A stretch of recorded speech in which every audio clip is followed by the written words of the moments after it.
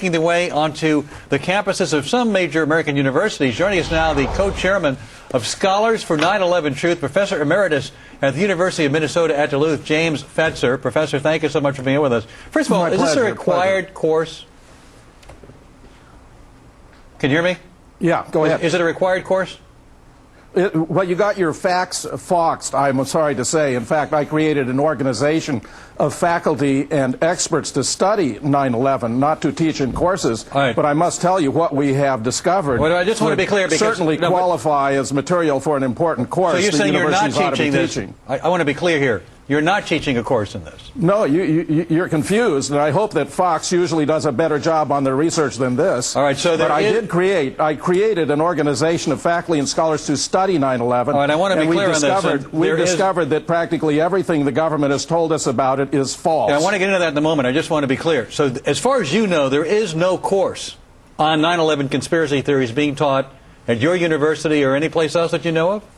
That's right, but it's a great idea. I would certainly support having such a course because there's a lot of material to work with. All right, and what evidence do you have that the government was involved, that Cheney knew, that anybody in the chain of command knew ahead of time that this was going to happen on 9/11? Can you give us any piece of evidence that would substantiate that argument? Absolutely. For example, Norman Mineta testified to the 9/11 Commission that he observed Dick Cheney in an underground bunker when a young aide came up to him and repeatedly told him, "Sir, it's 50 miles out. Sir, it's 30 miles. Sir, it's 10 miles out. Sir, do the orders still stand?" Cheney turned around, jumped on him, nearly bit off his head and said, "Of course the orders still stand. Have you heard anything different?" The order had to be to not shoot down the plane that was approaching the Pentagon.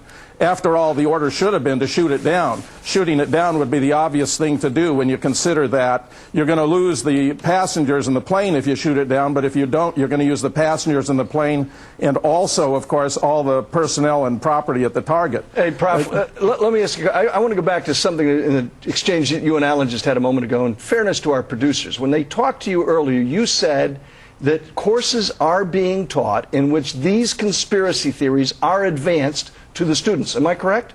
No, you're not correct. Okay. What I said to him was in courses on critical thinking, sometimes issues related to, for example, tax cuts or global warming or reasons for going to war in Iraq might be discussed as examples, but I know of no courses as such that are being taught that way. So let me ask, how big is this group of professors that you've put together, that this organization you've formed, that gives credence, if you will, to the theory you just advanced about 9/11?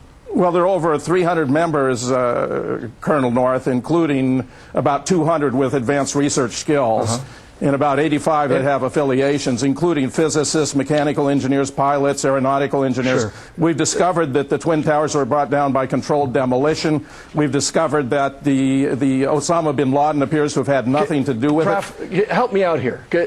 Having been involved in a couple of controversial undertakings over my years in the government service, how many people in the government were part of this conspiracy that you envision? Hundreds, thousands?